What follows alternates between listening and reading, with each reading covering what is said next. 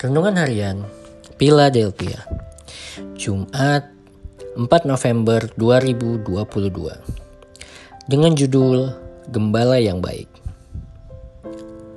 Akulah gembala yang baik. Gembala yang baik memberikan nyawanya bagi domba-dombanya. Yohanes pasal 10 ayat 11. Bacaan harian Yohanes pasal 10 sampai pasal 12.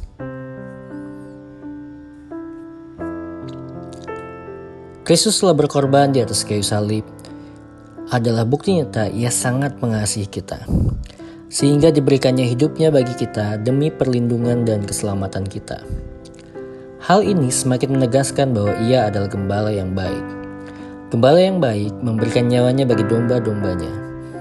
Sebagai domba-dombanya, tidak ada perkara yang harus kita takutkan dan khawatirkan di dalam hidup ini, karena segala yang kita perlukan telah dipersiapkan dan disediakan oleh gembala kita.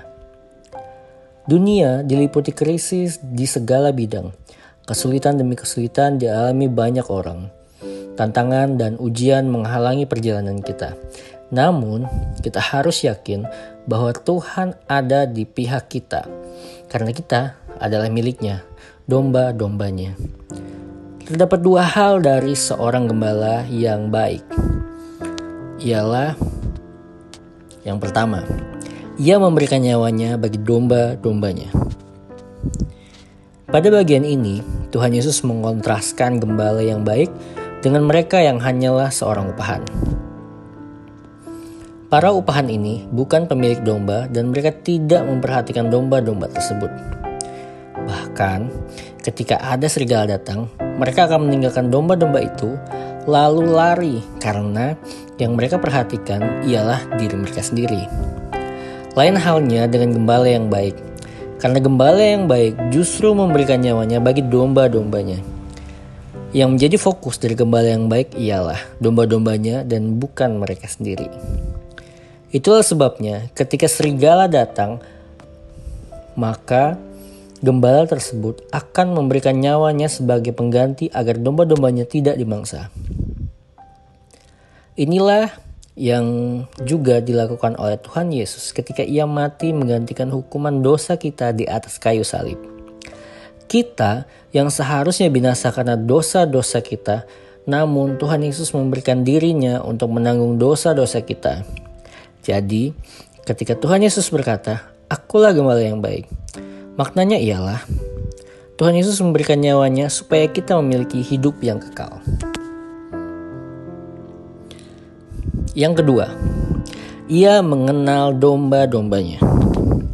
Yesus menegaskan bahwa sebagai gembala yang baik, Ia memiliki kualitas yang unik, yakni Ia mengenal domba-dombanya. Hal ini menunjukkan ada pengenalan yang dalam dari sang gembala terhadap domba-dombanya, sehingga Ia dapat mengenal setiap dombanya. Bukankah ini adalah berita yang sangat indah karena Tuhan Yesus mengenal setiap kita? Saat Tuhan mengenal kita, ini juga berarti Ia tahu dengan jelas semua pergumulan, kepahitan, kekecewaan, dan bahkan semua kebutuhan kita. Dia tahu benar masalah dan pergumulan kita. Keberadaan kita di bawah pengawasannya selalu. Jadi, Ia tahu kemana Ia memimpin dan membimbing kita. Ia tahu padang rumput yang hijau.